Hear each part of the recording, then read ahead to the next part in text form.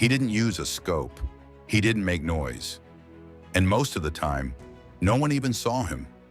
But by the time they realized, it was already too late. Somewhere in the freezing forests of Finland, a single man was taking down enemy soldiers. One by one, his name was Simo Häyhä, and the enemy gave him a name, the White Death. The year is 1939. The Winter War has begun. The Soviet Union invades Finland, expecting a quick victory, because Finland was smaller, outnumbered, and outgunned. But what they didn't expect was a resistance from soldiers who knew the land, the forests, and the snow. Simo Häyhä was one of them. A quiet farmer, used to the cold, used to hunting, used to patience. He wasn't trained like a typical soldier, but he had something more valuable: precision and discipline. Simo didn't fight like others. He wore all-white camouflage, blending perfectly into the snow.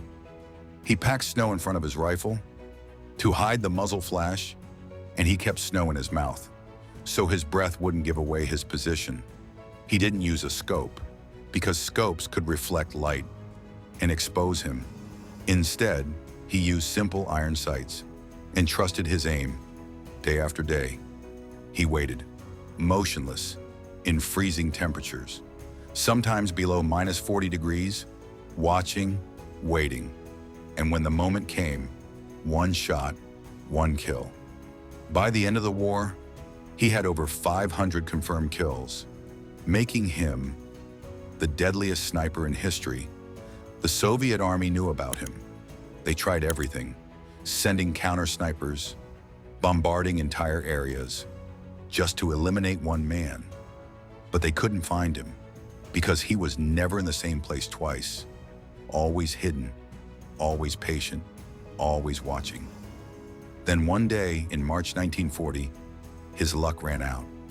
An enemy sniper finally found him.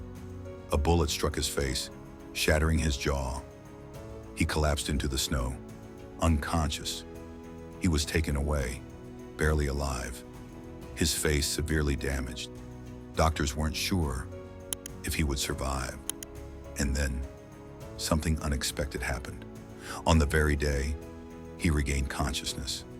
The war ended. Simo survived. After years of recovery, he lived a quiet life, avoiding attention, avoiding fame. When asked about his record, he gave a simple answer: "I just did my duty." Today, he is remembered as one of the most effective snipers in military history, not because of technology, not because of power, but because of skill, patience, and discipline. He didn't fight for glory. He didn't seek recognition. He became a ghost in the snow.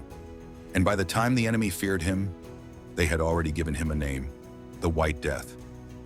If you want to hear more hidden stories like this video and subscribe to the channel, because history is full of stories most people never hear.